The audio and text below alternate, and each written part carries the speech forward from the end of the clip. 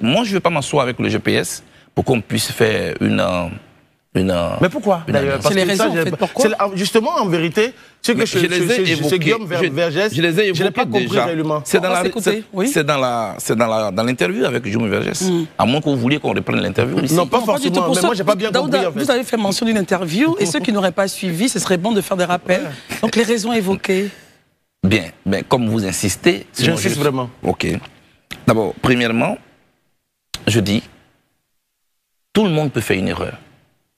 Et on doit avoir droit à ce qu'on appelle la seconde chance. Ainsi donc, le gouvernement d'antan discute avec la rébellion. Guillaume Soro est nommé Premier ministre. C'est vrai ou c'est faux? Si.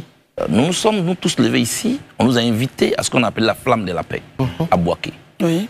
Alors, où nous sommes arrivés au stade de Bouaké et les fusils ont été brûlés. Alors pour cette génération qui n'ont pas peut-être connu cette époque, on était en quelle année déjà? Nous étions en 2007. 2007, très bien. Précisément en juillet 2007. Très bien. Juillet 2007. Les fusils sont donc incinérés, brûlés. Ça veut dire que tout le monde est fini, on a crié. La paix est revenue. Moi-même, j'ai organisé des artistes musiciens qui ont même fait sortir une chanson. Alors, les fusils sont brûlés.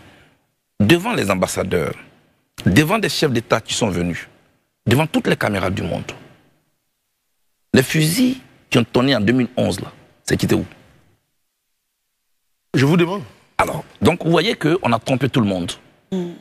C'est-à-dire? Ils ont trompé tout le monde. Ils n'avaient pas brûlé des fusils. Guillaume Soro a trompé tout le monde. Sinon, ils n'auraient pas de fusils. Ça, c'est un. Deuxièmement,